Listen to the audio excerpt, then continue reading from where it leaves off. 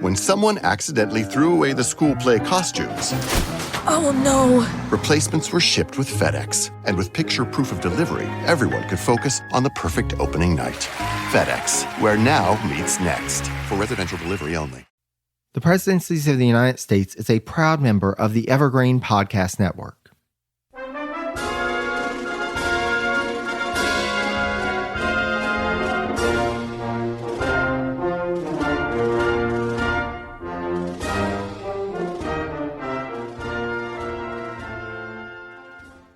Hello and welcome to the Presidencies of the United States. I'm your host, Jerry Landry. As this is an episode of our special series, A Seat at the Table, I am joined today by a fellow podcaster, and we will be discussing the life of a cabinet member. So first of all, I'd like to introduce my guest, Sean of the American History Podcast. Sean, thank you so much for being here and welcome. Thanks for having me. I'm looking forward to this. Absolutely. Glad to have the opportunity to talk with you again. You've invited me on your show a couple of times, and so it's nice to be able to return the favor and to have another great discussion with you. Excellent. Let's do this. Absolutely. Well, before we get started and I tell you which cabinet member we'll be discussing, Sean, just share with the audience a little bit about your podcast, what your podcast is about, and where folks can find you. Okay, so we started the American History Podcast in 2017. Hard to believe it seems like a lifetime ago, and yet kind of like 5 minutes ago at the same time. But, we cover American history, but a little different. Originally, I had started off kind of chronological, and then, I don't know, about 4 or 5 episodes in, I decided, man, I really don't want to wait 50,000 years before I get to, the 20th century. So I decided I would go topical. So we've done a few seasons. We're on season 4 right now, and we're doing World War II in the Pacific, mostly because I feel like the Nazis have been overdone. And, you can just go watch the History Channel. Might as well call it the Nazi channel. If they even still do history over there anymore, I don't even know. Nazi aliens, Yeah, Nazi aliens, right? I didn't know the Nazis were aliens all at the same time. It's kind of crazy. And Bigfoot is in the mix, I'm sure, too. Bigfoot Nazis. If not, then you know what? We need to call them, and we need to get that show done, and they owe us some money. But, exactly. So we're doing season 4 right now, which is World War II in the Pacific. We're about 18 episodes in, and then every now and then, just recently, I've started doing these bonus episodes that are where I'm interviewing authors. Seems like I get a lot of email from publishers, and for a while there, I was kind of just saying straight up no to everybody, but then I kind of felt bad that I kept saying no, and so I did one, and then one led to 2, and then I think in the next, by June 15th, I think I'm interviewing 4 different authors. So I'm trying to read 4 different books at the same time and continuing the research for the podcast. And it's gotten crazy. It's like being back in grad school again, which isn't really all that great of a feeling, truth be told. Those who've been history grad student know what I'm talking about, where it's crazy. But yeah, so that's what the show's about. And they can find us basically anywhere. Apple Podcasts, Stitcher, Spotify. I think Amazon even is now in the game. I think Facebook was in the game for a little bit, but I think I just got an email saying they're not doing podcasting anymore. Mm-hmm. So yeah, just go to www.theamericanhistorypodcast.com and they can find us there. Excellent. And I'll be sharing information about the American History Podcast on my social media around the release of this episode. You can also go to the source notes page for this episode and get more information there. I'll have a link as well. But thank you. And it's fascinating. And to your point, Sean, I think that there is so much emphasis on the European theater in World War II, but the Pacific theater, there was so much going on. And especially whenever you think of the scope of it, just how large the Pacific is and trying to coordinate things. And I do have to admit, I am a bit of an Admiral Halsey fan. So I really haven't had a chance to delve too much into it, but listening to your recent episodes has been a great way to kind of dip my toe in the water, so to speak, because, of course, with my podcast, I don't know when I'm ever going to get to World War II, maybe 20 years from now. That's exactly why I said I can't do this. I was I think it was like 3 or 4 episodes in, like I said, doing the colonial kind of background, and I was just like, man, I want to talk about the 20th century because most of my graduate student courses were on the 19th century and a little bit on the 18th. I think I had one on the 20th, and I was just so burned out of the 19th century. And then it's funny because, kind of a side note, I did a poll. Hey, what do you want for season 2? And just somebody had thrown out there, hey, how about the Mexican War? And I thought nobody's going to want that. And of course, that's the one they pick. And I was like, you got to be kidding me. I don't want to do 19th century. But then I felt bad because, you ran the poll. So I was like, okay, we're going to, any future polls, I'm going to make sure at least whatever choices are there, I'm okay with, because that was a bad idea. I really enjoyed that episode or that season, truth be told. And I'm glad, you're liking season 2 or season 4, I should say. For a while there, it was like the Japanese history podcast and the Chinese history podcast for a few episodes. But it's funny because I got a lot of people saying, hey, I really like that. There's a lot of stuff I didn't know. So hopefully people did enjoy that.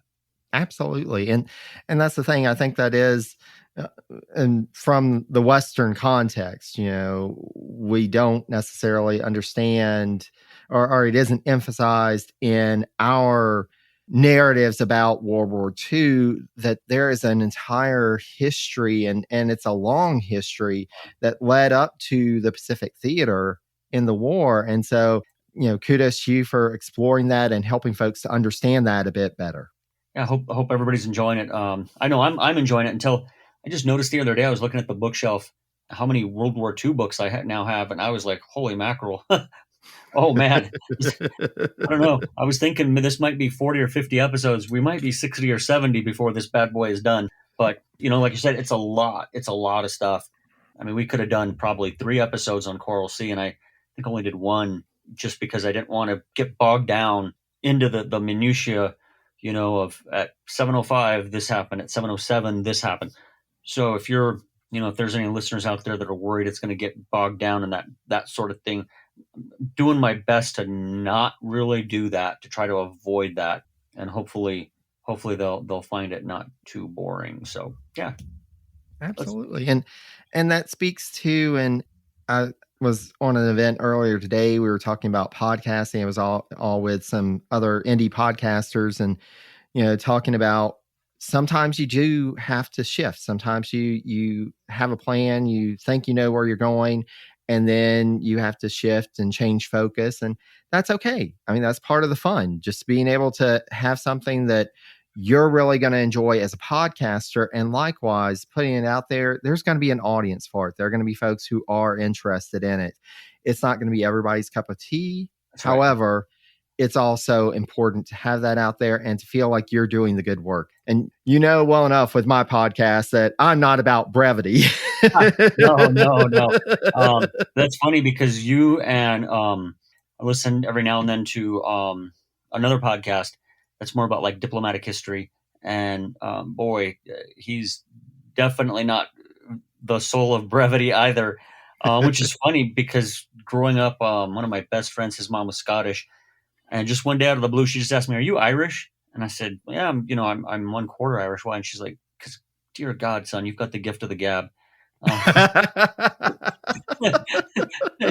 She was like, "I should have known," but I've learned to kind of get to the point a little bit more. Otherwise, I would never get there. So, but yeah, and I think it comes across that when it's genuine, people appreciate it more.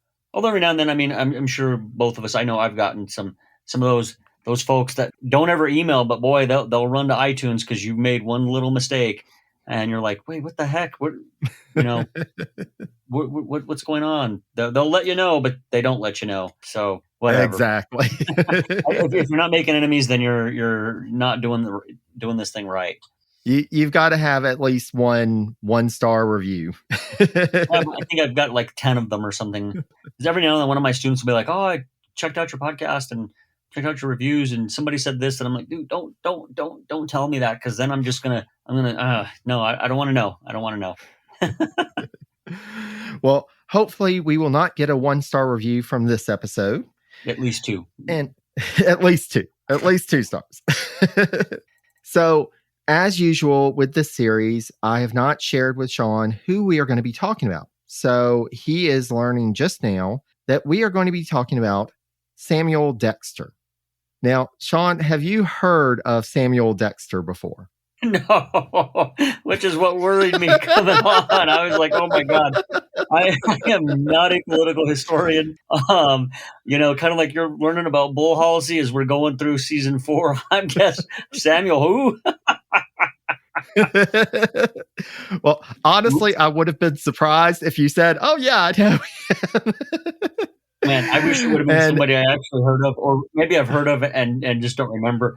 Maybe it would have been great if I'd have like, oh, of course, I know him. I read a book about him, a year ago. Darn. Nope. Well, and unfortunately, with most of these cabinet members, they're not very well known. Yeah. Some for good reason, others not so much. They really should be remembered more, but we will see and we'll decide towards the end whether, which camp Samuel Dexter falls into, if he should be relegated to obscurity or if he is somebody that we need to know a little bit more about.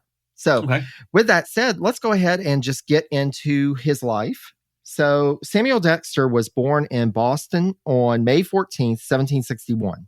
He was the third in a line of Samuel Dexters, which, of course, any genealogist, I'm sure, loves that there are 3 people and 3 generations of Samuel Dexters. His grandfather was the 4th minister of the First Church and Parish in Dedham, Massachusetts, and he passed away a few years prior to his grandson's birth.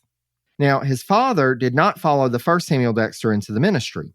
Instead, he became a merchant in Boston. Now, around the time of our Samuel Dexter's birth, Dexter II moved his family back to Dedham and built what is now known as the Samuel Dexter House, which is still standing today. Now, this house is next door to the parsonage of the First Church and Parish, which was Dexter the First Church, and our Dexter III, would grow up there. So Dexter's father got involved in politics around the time of his son's birth. He started locally as a town clerk in 1761 and would also become a justice of the peace, a town moderator, and a town selectman for 5 terms starting in 1764. Now, 1764 was also the year that he, and this is Dexter II, would also begin his service in the Provincial House of Representatives.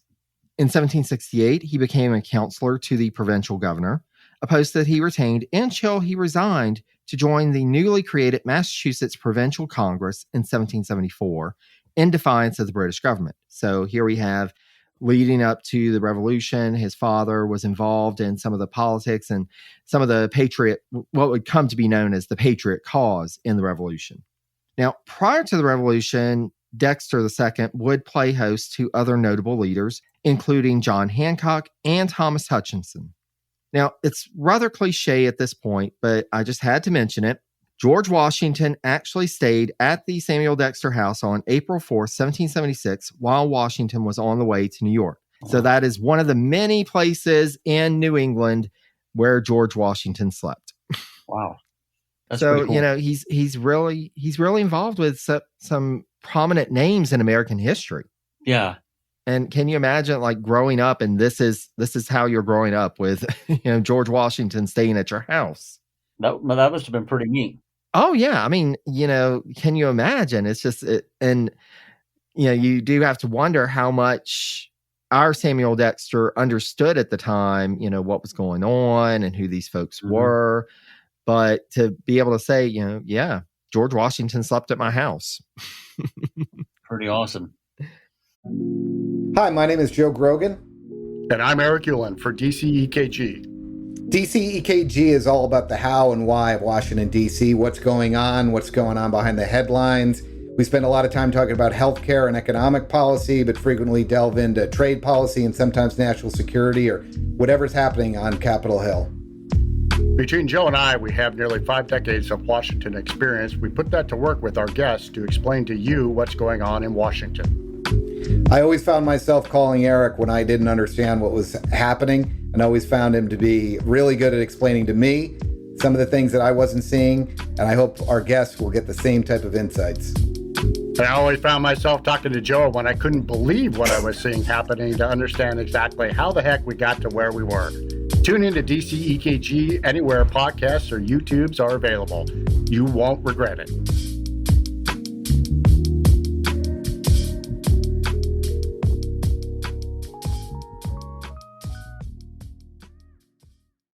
Now, unfortunately for Dexter II, he openly advocated in the early days of the revolution against militiamen directly confronting the British army, instead arguing for them to retreat and build up their forces before confronting the British.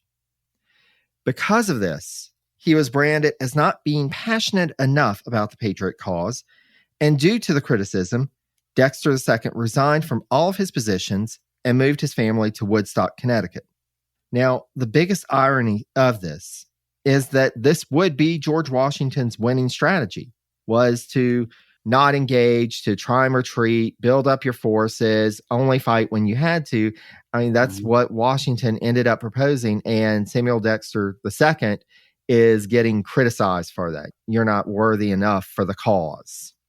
Now, thus far, we've been talking a good bit about the first two Samuel Dexters, but what about our Samuel Dexter?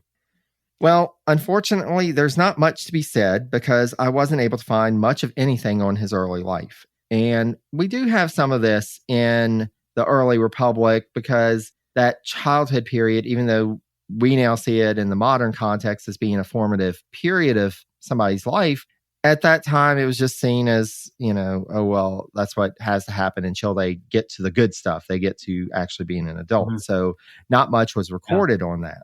Now, one source noted that he studied under the Reverend Aaron Putnam of Pomfret, but that's about as much detail as I have about his early life.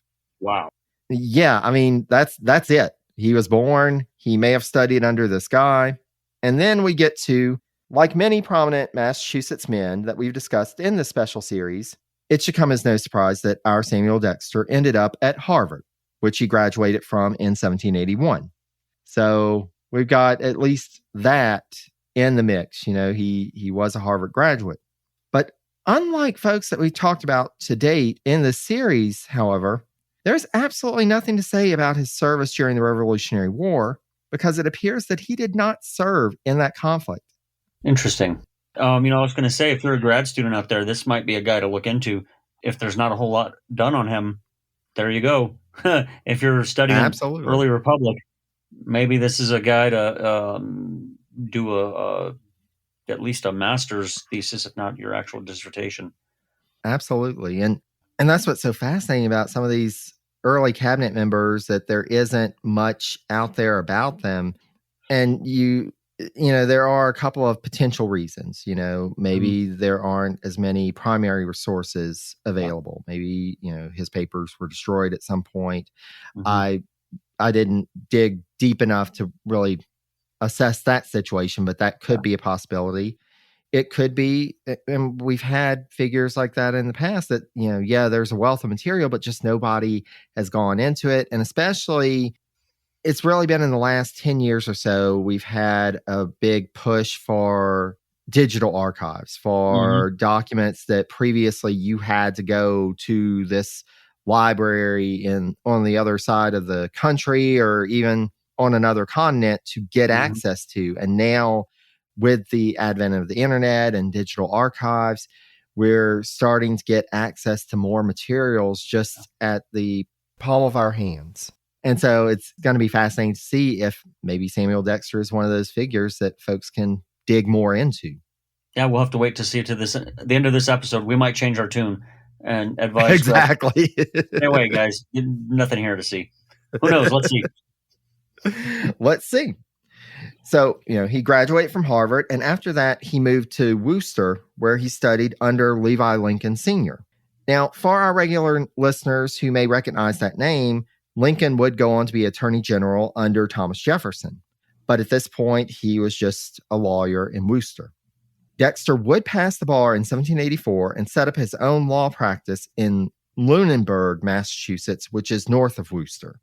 Now, only a few years after beginning his legal career, and again, this is one of those themes that we see in the early Republic, You have this young lawyer, he's establishing his career, and then he starts to get involved in politics. And he was elected to the state house in 1788, and he'd serve in that body until 1790. Now, I wasn't able to find whether it was by his choice that he only served that short term, those 2 years, or if he was, if he tried to get reelected and was unsuccessful in that, but he did only serve 1 2-year term. Now, we do know that at some point in this period, after he left the state house, he married Catherine Gordon. But as with many things with Samuel Dexter, when exactly they were wed, I wasn't able to find. But they apparently had a son who was, surprise, surprise, named Samuel Dexter in 1792. Because we don't have enough of those guys. No, apparently we've just got to keep this going and make the genealogist absolutely livid. Oh my gosh. But so Samuel Dexter IV was born in 1792. Apparently they were in Boston when he was born. But again, don't really have any information about whether they were living in Boston or if they just happened to be there for business or pleasure. But he was born in Boston in 1792, and so they were married at some point between him leaving the state house in 1790 and having the child in 1792. Wow. Now, around this time, so 1792, his son is born, Dexter would be elevated to the national stage when he was elected as a Federalist to the U.S. House of Representatives, and he assumed his office in that body with the Third Congress in March 1793. The only notable item that I found about Dexter's term was in 1795 when a naturalization bill was before the House. Representative William Branch Giles, who was a Democratic Republican from Virginia, apparently put forward a suggestion that immigrants be required to renounce any titles of nobility they had previously held. To this, Dexter rose and questioned why Catholics were not required to renounce any allegiance to the Pope, asserting that Catholicism was more dangerous to the nation than aristocracy. Wow. Yeah. Wow. How times have changed. How times have changed. And unfortunately, that anti-Catholic bias and prejudice is pretty prominent in America and in American politics, well into the 20th century. So it's not altogether surprising, but it's like, really, this is the only notable thing you have in your tenure in the House of Representatives. But none other than Representative James Madison, again, Democratic Republican from Virginia, rose in defense of the religious liberty that was an unalienable right of American Catholics. And so you have James Madison challenging Samuel Dexter and saying, no, this is wrong. We have freedom of religion here. Good for Madison.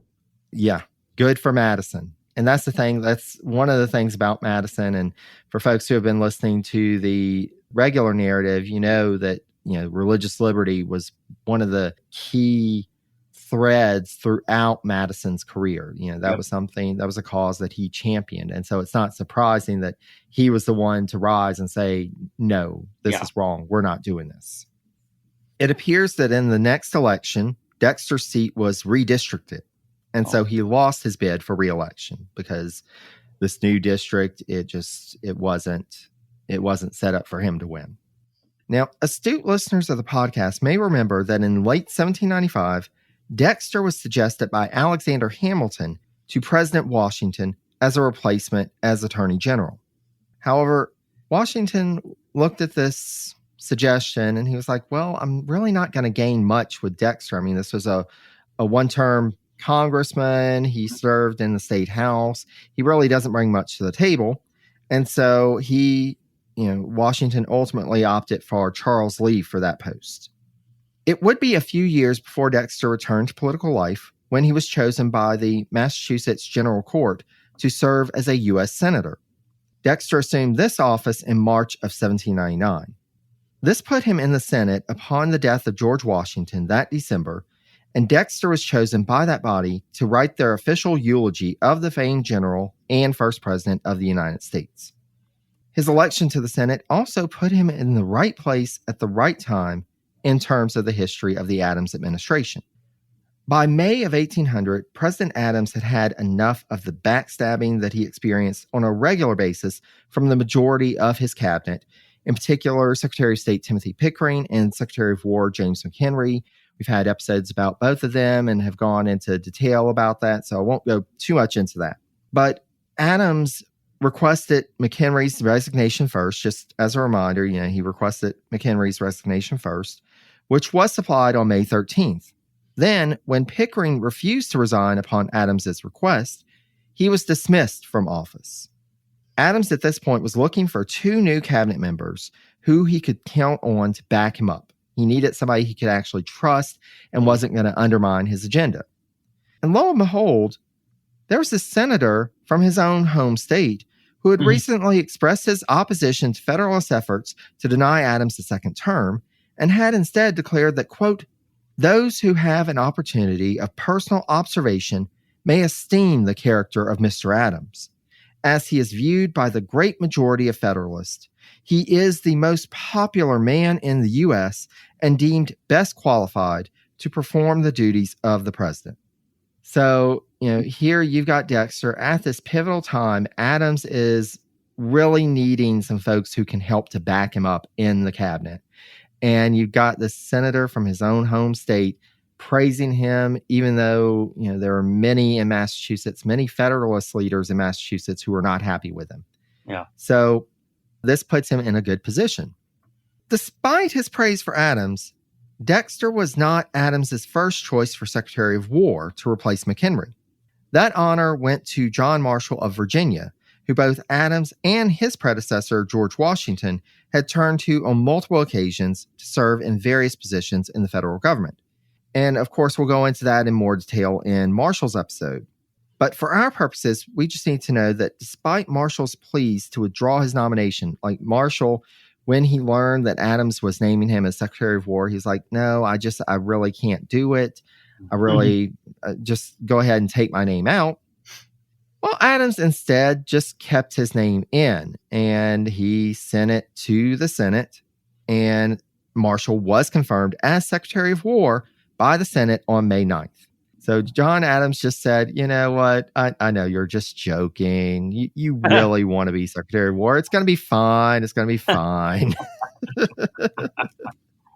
Oh, man. Gotta love it. Wonder why people were so upset with John Adams. I can imagine why. Gosh. But knowing of Marshall's objections to the post, when Timothy Pickering was dismissed, Adams then submitted Marshall's name as Secretary of State, and the Senate confirmed this nomination unanimously on May 13th. And again, we'll talk about this more in Marshall's episode, but he did decide to accept the appointment to the State Department. But Adams, now he had the State Department filled, but he needed somebody for the War Department. He decided to send along Dexter's nomination for the post at the same time that he submitted Marshall's name for state. Dexter likewise was confirmed by the Senate on the 13th, but it would take him some time to assume this new post because, as was the style of John Adams, he didn't actually tell him that he was nominating him before he just sent in the nomination and it was confirmed. Mm-hmm. And so Dexter probably had to get some ducks in a row, get his affairs in order. So it took a little time for him to get ready. Now, historian Paige Smith notes that Dexter consulted with his wife once he heard the news, and together they decided that he should accept the post. And that's something that we don't hear about at this stage in American history, a wife being consulted and them having discussions about whether this was the right move or not.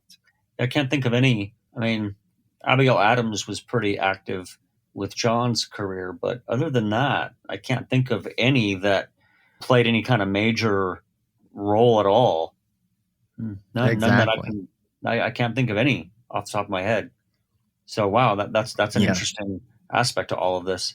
Yeah, when I read that, I was like, I need to include this because it's unique. And even though we don't know much about their relationship, we don't know much about what their marriage was like, this gives us kind of a glimpse that it was something unique. It's something that, was in many ways atypical of the time. Yeah, definitely. Now, Treasury Secretary Oliver Wolcott Jr., who had been in league with Pickering and McHenry during their tenures, noted that Dexter and Marshall's appointments were seen favorably in Federalist ranks, even though there were still contentions about their predecessors' forced exits from the cabinet. Wolcott wrote that the incoming cabinet secretaries were seen as, quote, state conservators, the value of whose services ought to be estimated not only by the good they do, but by the mischief they have prevented. So that was an interesting take on, what the role of somebody filling a cabinet post should be. Yeah. And I think it also speaks to Wolcott and some of the other high Federalists, their concerns that Adams was a dangerous man, that he was somebody who you couldn't trust. And so you needed some folks in place that you could trust to try and help to, well, maybe we don't need to do that. Maybe I'll lose this paper. Maybe, we won't send off that order, just like Pickering and McHenry had done. Yeah. Wow. Yeah. Now, according to historian John Ferling in his book on Adams, in his one mention of Dexter joining the cabinet, he mentioned that Dexter was called Amby by his Massachusetts friends. And I didn't find a reason like where that nickname came from. And it was just, it was interesting because it's like, where did this come from? Why do you have this detail in your one mention of this guy in your book? Yeah. But it is certainly more detail than Dexter gets from historian Stephen Kurt's book on the Adams presidency, which doesn't even talk about Dexter joining Adams's cabinet. Wow. It just mentions his being considered for the attorney general position that Charles Lee finally got in Washington's cabinet. So in this book on the presidency of John Adams was not even mentioned as a cabinet member. So that may be some foreshadowing about where this is going. Yeah. For some strange reason, I'm kind of getting that feeling. Grad students, never mind. May just want to hold off on that for a moment. Yep. Now, as noted by historian Ralph Adams Brown, the entry of Dexter and Marshall into the cabinet made, quote, John Adams's official household much more serene. The president had complete confidence in and few, if any, disagreements with his secretaries. It was a pleasant change for the chief executive. So in that respect, at least, this is a shift in the cabinet. It becomes less of a source of opposition to a source of support and at least encouragement or just not causing too much problems for Adams. Yeah. So in June 1800, Adams and his two new secretaries traveled to the new federal city of Washington, D.C. to survey the progress and make preparations for the government move there from Philadelphia. It would be on this trip that Dexter would officially begin as Secretary of War, assuming this new office on June 12, 1800. As noted by Marshall biographer Gene Edward Smith, during this trip, President Adams, Marshall, Dexter, and Adams's private secretary William Shaw, quote, lodged together at the Washington City Hotel, a 3-story brick building that had recently opened. The hotel was located on the present site of the Supreme Court building, immediately across from the Capitol, which was still several months from completion. After a week, Adams departed to return home to Quincy, leaving his cabinet members to sort things out in Washington. So at this time, it wasn't uncommon for presidents to make that summer journey back home. Yeah. The reason that he had to come, this was a big move. This was the federal government moving from Philadelphia to this newly constructed and still under construction city. And so he really needed to get a sense of how things were on the ground. And then with two new cabinet members. And at this time, we think of the cabinet right now as, having 20 something people. At this point, there was the Secretary of State, the Secretary of War, there was the Secretary of the Treasury, and the Attorney General was a part-time position. And then you had the newest position was the Secretary of the Navy. But that was it. That was the cabinet. And so this was a big chunk of his cabinet that was new to the job. And so he needed that time to be able to confer with them, make sure they knew what was going on, make sure they were set so that he could depart. During his time away from the Capitol, though Page Smith notes that Adams carried on some correspondence with Dexter, it seems that the majority of his contact with the cabinet went through Marshall. For reasons that will be discussed in his episode, Marshall was essentially the point person for the president in his absence. To Dexter's benefit, this meant that he was able to focus in on his department, and again, we'll talk about this more in John Marshall's episode, but because he was that point person, he was having to take on quite a bit of those additional duties as assigned versus Dexter was really able to focus in on the War Department and figuring out what was going on and what needed to be done. Unfortunately, in terms of legacy, at this point, the tensions with France that had necessitated a military buildup were waning, and a return to the more traditional wariness of a standing army was becoming the order of the day again. So, we had this time, we're probably going to end up declaring war on France. They're going to declare war on us. We need to be prepared. The military is built up. But at this point, it was starting to be seen that, it's probably not going to happen or any conflict. At that point, we'd had the quasi-war. So that was all about naval warfare. Mm-hmm. And so at this point, Congress was starting to approve and they were starting to make provisions for the Army shrinking down again. And as we've discussed in other episodes of the special series with Dexter's predecessors at the War Department, the size of the War Department at this time was minuscule. There were only a few clerks and the secretary. And so this wasn't a place and this wasn't a time that he could really make a major impact as the Secretary of War. Now, Dexter would get a chance at running a larger department, as with the resignation of Oliver Wolcott as Treasury Secretary at the end of the year of 1800, Dexter was nominated and confirmed to take over for him. Thus, unless there's someone that I'm missing, and I tried to do a bit of research, but I wasn't able to really find anything, but it seems that from what I can see, Samuel Dexter is, to date, the only person to serve as Secretary of the Treasury and Secretary of War. My apologies for the intrusion, but this is future Jerry. After recording this episode, I finally realized that there was at least one other person who had served as both Secretary of War and Secretary of the Treasury, and it's actually a pretty big name. Though we haven't come across him yet in the narrative, William H. Crawford will be someone who we will be talking about a good bit in the not-too-distant future. But he was the second person that I found. There could be more. But just want to give a clarification that Dexter was not, in fact, the only person to have this distinction, and Crawford would definitely make more of a name for himself and have a legacy that we'll have to explore in a bit more detail when we get to him. But in the meantime, I did want to clarify. My apologies, and back to the episode. Now, there was little more for Dexter to do at Treasury than keep the lights on, as it was known by the time that he took over the Treasury Department that Adams had not been reelected. Mm-hmm. Due to the incoming president, Thomas Jefferson's chosen candidate for the Treasury, Albert Gallatin, facing staunch opposition in the Senate from Federalists, Jefferson opted to wait until Congress was not in session to appoint Gallatin in a recess appointment and then seek confirmation after Gallatin had been in the post for a good portion of the year. So he was really thinking, okay, well, they don't want to put him into the post right now, but if I can get him in and he can show, okay, well, I've been working for the last few months, here's what I've done, I can actually do a good job, then they would be more likely to confirm him. But that meant that he was going to have to operate for a little bit because Congress was in session. He needed somebody to serve as Secretary of the Treasury. Thus, it required the cooperation of Dexter to retain his post at Treasury after Jefferson's inauguration. And that's something that, first of all, John Adams would say that's never a good idea. Look at what happened to me.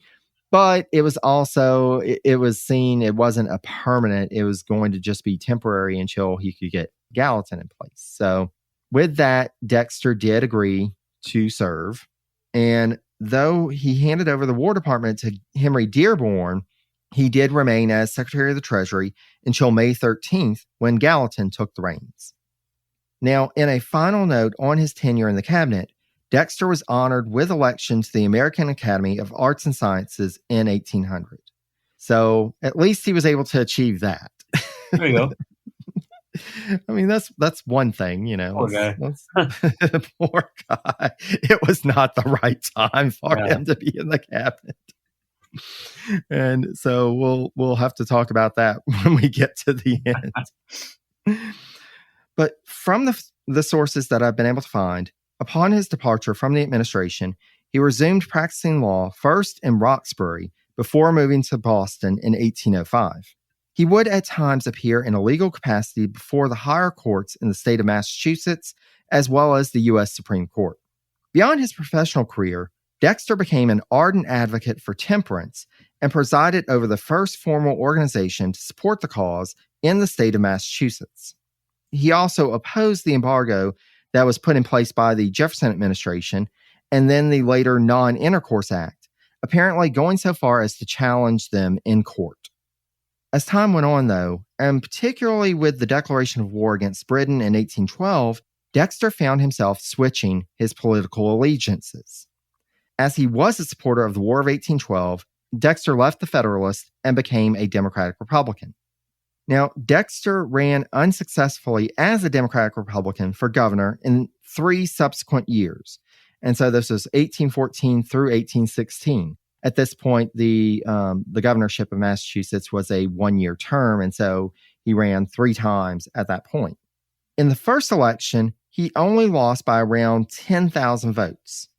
The next year, he managed to narrow the gap to just under 7,000 votes. And the year after, he only lost by 1,945 votes. Wow. Sadly for Dexter's historical legacy, or lack thereof, in the one source in my library where I have gubernatorial returns, which is where I got those numbers from, the losing candidates in each of these elections is listed as Lemuel Dexter, Lemuel.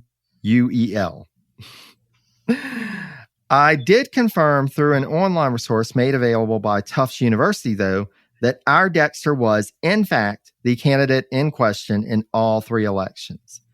So it's bad enough when you're not even mentioned, but to have your name be misspelled 3 times. No respect, as Rodney Dangerfield once said. No respect. No man. respect. Wow. Poor Dexter. This guy.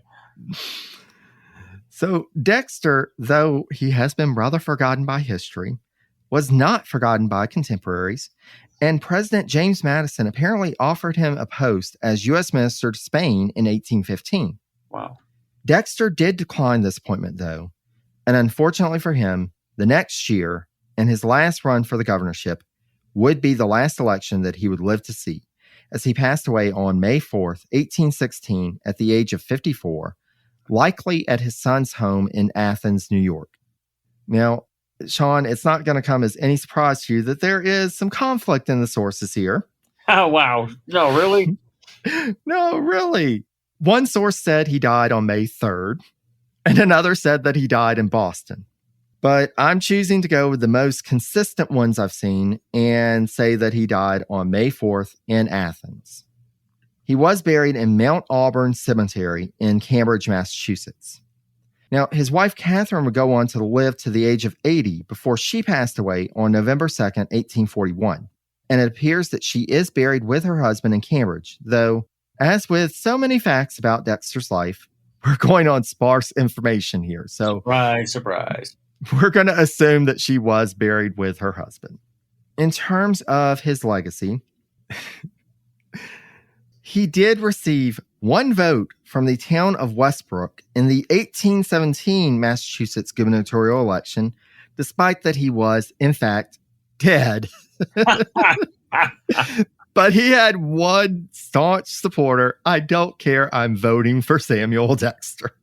And hopefully he spelled his name right. I hope so. Talk about adding insult to injury, man. But he had He had that one president of his fan club. I'm going to vote for him anyways. Now, as part of our Dexter's legacy, I want to mention that his son, Dexter the Fourth, like his father, and again, like so many young, well-to-do men in Massachusetts at the time, went to Harvard. Surprise, surprise. What may surprise you is that despite the influence of the Dexter name in Massachusetts, Dexter the Fourth moved to Michigan, where he was involved in the founding of the cities of Byron and Saginaw, as well as, of course, Dexter, Michigan. Now, founding cities was apparently a thing in the family, as our Dexter's nephew, Andrew Dexter Jr., was involved in the founding of Birmingham, Alabama. Andrew Dexter Jr., however, was also known for committing one of the first major financial frauds in U.S. history, but we won't go down that rabbit hole today. Wow. Now, our Dexter was honored with having Dexter, Maine named after him upon its founding in 1816. So that was still while it was a part of Massachusetts, and that was one of the years that Dexter was running for governor. So apparently, there was at least enough support for Dexter that folks in the Maine district decided, we should name our town after him. The U.S. revenue cutter Dexter was commissioned in 1830, and it was also, of course, named after Samuel Dexter, our Samuel Dexter.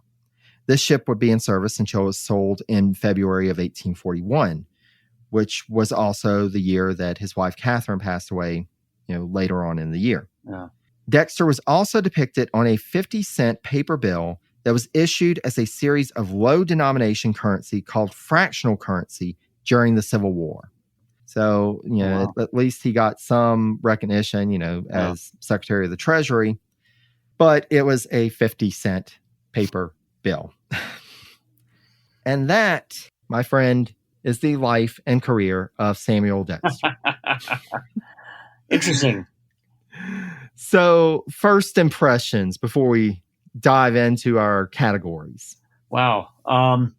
Yeah, I think it's interesting that he switched from Federalist to Democratic Republican, even though I guess you could say that's kind of par for the course, right? The Federalists kind of die out, especially at the national level, going right around that time that he switched. So it's kind of a trend that's going on. Supporting the War of 1812 kind of, again, puts him in that next group, I guess. He didn't serve in the Revolutionary War. So then you have that next group that comes in that almost became more warlike or hawkish because they, I guess you could say, they were trying to live up to the what their forefathers had done, so to speak, right? So again, not too surprising there, although I guess he was old enough that he could have served in the latter stages of the Revolutionary War. I mean, he would have been, 15 in 1776, so he could have been a drummer boy or something like that. Message runner, probably. I don't think they would have been too upset. It's not like today where you'd have to have proof of your age and all that. You just tell them, I'm old enough. Okay, sure, you're old enough. Exactly. So far, not too surprising that he's forgotten, which is kind of sad. I mean, but interestingly, he wasn't really forgotten in his day, right? He still gets a vote. We laugh about that, and I think it's hilarious. But he still gets a vote for governor. He gets on a 50-cent note several decades later. So yeah, he's not all that forgotten. But I wonder how much is in the archives. How much information could you actually find on this guy? And it probably speaks. My question is probably answered just by the fact that no one's really talked about him yet. You would think this time period has been well documented, but at this point, there's not really a whole lot of new figures coming out. So, yeah, poor guy. Yeah. Yeah, well, and especially where it sounds like his family and future generations, made that move west. And sometimes with that, just like with any move, even in the present day, but especially then, you think about transportation and all that at the time, it is quite possible that maybe he did have some papers that were either destroyed in the transit or lost or whatever, or maybe they just didn't, Awesome. just didn't realize this is something that's important that should be preserved. So, Yeah. and it's a shame because there, this is one of those that I don't know that we really get to Dexter and understanding him as an individual. But let's go ahead and start talking about him, and because I think this really, where we're going is kind of going into our first category, which is the whole picture. And this round looks at the overall career and character of the cabinet member. And so each of us can give him 10 points maximum in this round. So, and starting with that, the lack of detail and the lack of really getting to understand him, Sean, what do you think in terms of his overall career and character? What can we say about him? Man, not really much, right?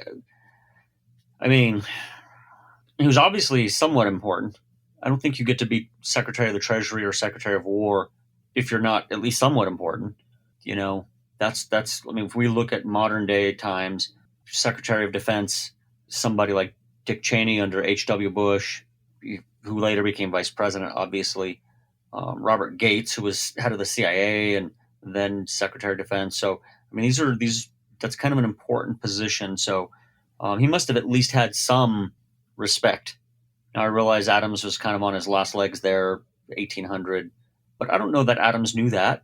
So, but man, there's just not a lot of detail, right?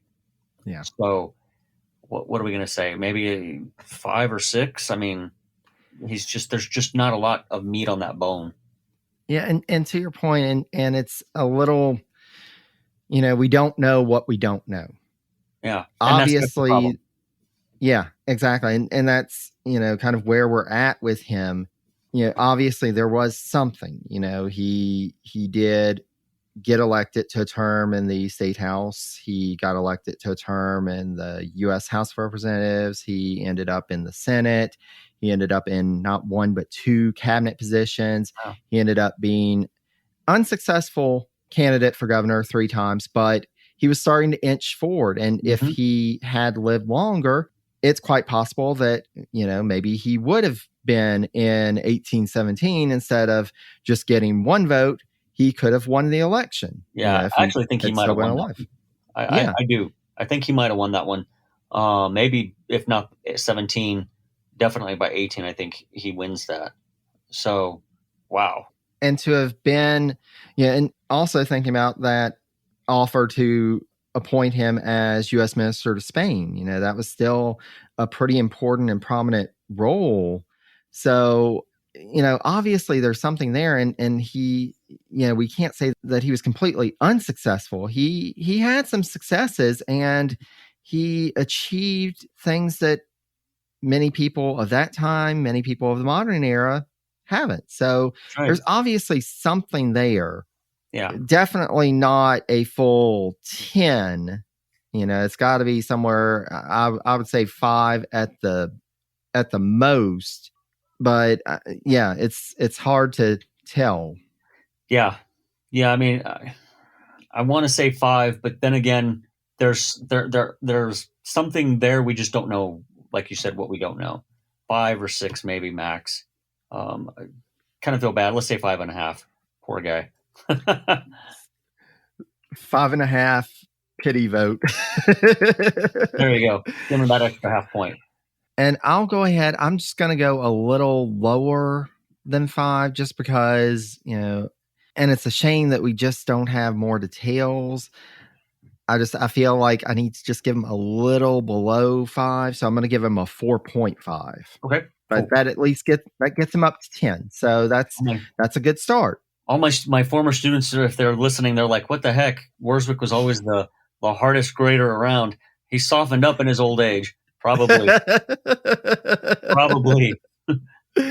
You're getting the softer touch now. Yep. I'll play the good cop today. Now, this one, I think it's going to be hard to be generous with. So the next round is our go-getter category. This round looks at the impact of the cabinet member during their time in the cabinet. And again, like with the first round, 10 points maximum can be awarded by each of us. Wow. But yeah, Sean, what do we say about his I mean, there's just not. Gosh, it's not that there's not a whole lot of meat on that bone. There's just I don't even know if there's a bone there. Holy mackerel! It's like a wishbone. Yeah, it's the meat has been sucked off. There's really nothing there, right? Again, that we know of. But he was Treasury Secretary for 5 months. I mean, I can't Yeah. imagine there was a whole lot to do during that time. Kind of the Secretary of War, not really much to do for a good 4 or 5 months that he was there.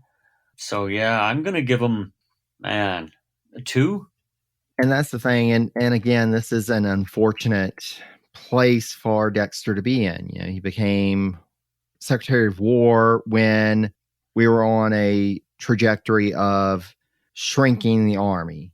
Yeah. And there was, the tensions were starting to ease. So even though, and there's always business to do, and especially with a small department like the War Department, because the War Department, and this is something that we talk about in other episodes, the War Department was the place not just dealing with the army, but also with negotiations with Native peoples. There was intelligence coming into the War Department. So there was a good bit for folks to do in terms of paperwork and correspondence. But do you really get to say that you had a major impact because you made sure the papers were filed and the correspondence was responded to and you have the right stamp on things? You don't really get to say that. And then likewise, when he takes over the Treasury Department, and this is a place that potentially, because the Treasury Department was the largest department in the executive branch at the time, but he got in just as they realized John Adams was not getting reelected. This administration was in its final days. Yeah. And so then again, it becomes just make sure the papers are filed, make sure the bills are paid, make sure that things are taken care of. And while that's great, and it could have been, I mean, there were people who were less capable. We talked about James McHenry in his episode that he was seen as being inept. There are people in the history of the cabinet that just really mess it up, especially if it's a place like this, that there's not really much motivation to succeed. You're about to be out of a job. He didn't do that. He made sure things were taken care of. And he even agreed to stay on for a little longer to help Jefferson from the other party. And so he obviously had a sense of duty and responsibility. But that said, you can't award many points here. Even within this cabinet, John Marshall was the one, he was the trusted one for President Adams, even in this short time frame. And so I think I'm going to join you in that too. He does deserve credit for, and it's ironic that he's the only person who was Secretary of War and Secretary of the Treasury, but he really didn't do much in either office. So. Yep. Now, with our next category, and despite the fact that we have so few details on Samuel Dexter, I think we actually do have something to talk about in this one. So this category is our hot seat category. This round discusses any disgraceful behavior of or actions committed by the cabinet member. And this disgrace does not have to be during their tenure of office in the cabinet. And so this is where we're going to subtract points, and we can subtract up to 10 points each based on how we feel in this category and any disgrace that he has. So, Sean, what do you think in terms of disgrace? I don't see any. So there was the one, the only thing that we really know about his tenure in the U.S. House of Representatives, that he came with this naturalization bill and said that we should include Catholics and they should have to renounce their faith because it's pledging allegiance to the Pope. And that's worse than aristocracy. So maybe one, but I'm thinking for his day, he's pretty typical. That would not have been that would have been seen as pretty normal. Actually pretty milquetoast for his time and period. Now, if we're talking about for us today, it's not so milquetoast, but maybe 1 or 2 points, but he didn't have any sex scandals. He wasn't He wasn't a drunkard. He wasn't out there dueling and shooting people. Alexander Hamilton, Aaron Burr, you know. Yeah, I mean, man, maybe 2 points subtracted for him for that, but other than that, I mean, he seems fairly upstanding, especially for his time period. And I think I'm going to go just a little lower. I'm going to subtract 1.5 points because, and to your point, Sean, this was common. This was something that was pretty standard in American society at the time, and we don't know really how strong this prejudice was in Dexter. Was We it don't even know if really there, or was this like a political move? Maybe a political calculation on his part. He is from Massachusetts. It's fairly Protestant, even though this isn't 1650, obviously. But yeah, I mean, 1, maybe 2 points. Well, you know what? I'll agree. 1.5 points. What the heck?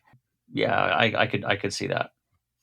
Yeah, and that's the thing. It's just we don't know how if he was marching in anti-Catholic parades or involved in organizations. We don't know that he was, so we can't assume that this was a staunch conviction, that he was really involved in getting anti-Catholic bills in.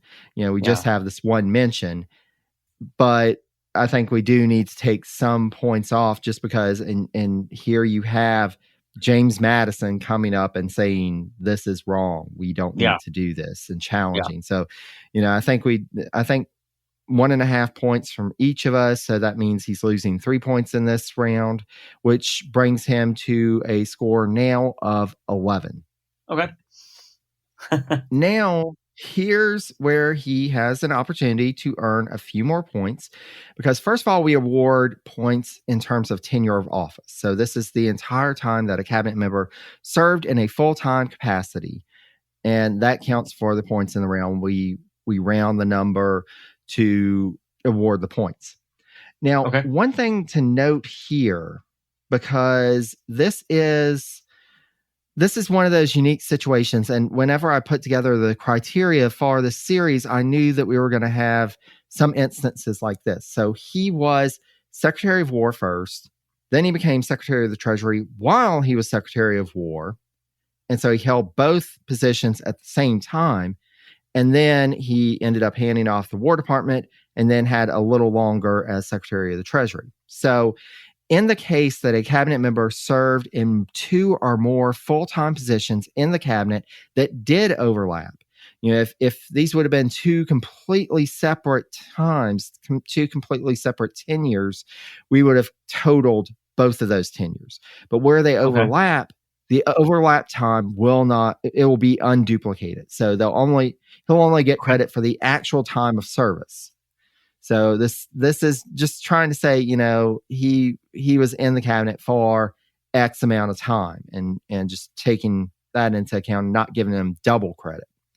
So looking at the actual dates for him, just so that we will be clear. So he started as the Secretary of War. The date we had was June 1st, 1800.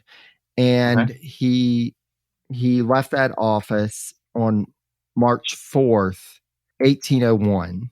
Okay. And then he became the Secretary of the Treasury on January 1st, 1801, and served until May 13th, 1801. So actually coming up on the anniversary of that. We're recording this on May 7th. So coming up on his anniversary. Oh, nice. But with that and rounding, it wasn't a full year, but we're going to go ahead and give him credit for a full year. So he gets 1 point in this category. Okay.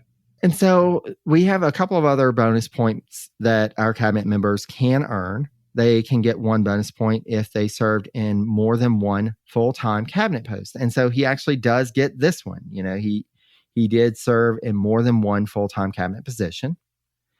And he also gets a point because he served as a full-time cabinet member in more than one presidential administration. And so this is a funny one for him because, it wasn't for long. It was only for, those couple of months, but it's enough that, yes, he does earn that extra point as well. Excellent. And so with that, he gets to a total because the third bonus point is if he became president. And no, he did not luck out to that one. So nope. He ends up with a grand total of 14 points. Wow. Now, looking at some of our other cabinet members, just to give us some perspective. So he actually isn't the lowest score. William Bradford only earned 9 points. Charles Lee only earned 11, and they were both attorneys general. And so because that was a part-time position, they really didn't have much influence. Yeah. But he's definitely not our highest thus far. Alexander Hamilton and Henry Knox at 29 points total. So he's definitely on down there. Wow. But we do have to ask ourselves the question, after all I've shared about Samuel Dexter's life and career, what we've discussed, do you think that he is notable enough or impactful enough to earn a seat at the table of the Cabinet All-Stars? Nope. Sorry there, Samuel, my friend. I got to say, I like him, and I think it'd be interesting if we had more information. But yeah, he's definitely he's not going to get invited to the All-Star dinner. That's for sure. No, if he did, it would basically be, hey, we need the seat warmed for a few minutes. We're stepping out. Yeah. We'll come back. Yeah, which he seems pretty good at. From what we've seen, he can keep the seat warm. He'll dot the I's and cross the T's for you. But sad to say, he's definitely not going to be in the All-Star. Nope. And with that, we are done with this episode. And I hope, and again, it's always interesting when we get folks like Samuel Dexter that, we don't have many details on. They really didn't make that large of an impact. But I hope, Sean, that there have been some nuggets of interest and I think we get a little bit, at least, we don't get as much as we would want, but to see somebody on this political rise and to be present for so many events, to be a part of the story of so many prominent people, I think that there is something that we can take away from this with that. Yeah, he seems to have had an interesting life, and it's kind of sad that it was cut short. You never know. He could have been Massachusetts governor, and then who knows what. I mean, we'll just never know because he died fairly young, even for those days. I mean, still only in his 50s. But yeah, he's just one of those obscure figures. He lived through a lot of interesting stuff. He saw a lot of interesting things. Definitely would have been cool to have over at a barbecue and talk to, right? Lived through the Revolution, War for Independence, saw all the Articles of Confederation, the early Republic era, served with Adams, a little bit, few months with Jefferson. So that must have been pretty cool. But yeah, he just not a whole lot there, right? Exactly. But Sean, thank you so much for joining me for this episode. And thank you so much for your insight and the wonderful conversation. As always, it's just such a pleasure to talk with you. Been great. I'd love to come back. Just let me know. Absolutely. And hopefully next time it'll be somebody with a few more details than this one. Hopefully somebody I've actually known or knew of. If I know them, then we've got problems because, man, I'm not that old yet, even though my students. Exactly. Exactly. Hopefully you did know them personally. Yeah. Just I'm not that old. But folks, please do check out the American History Podcast. As Sean said, season 4 with the War in the Pacific for World War II. Just an amazing series. So do check that out. And again, I will have links on the sources for this episode on the website, as well as on my social media. I'll be sharing information. But thank you so much again. And thanks to all of you for listening. Thanks also to Christian of Your Podcast Pal for his audio editing work on this episode. If you'd like to enlist Christian services for editing your podcast or audio project, check out his website at yourpodcastpal, all one word, .com. And until next time, stay safe and healthy, be kind to one another, and take care, dear friends.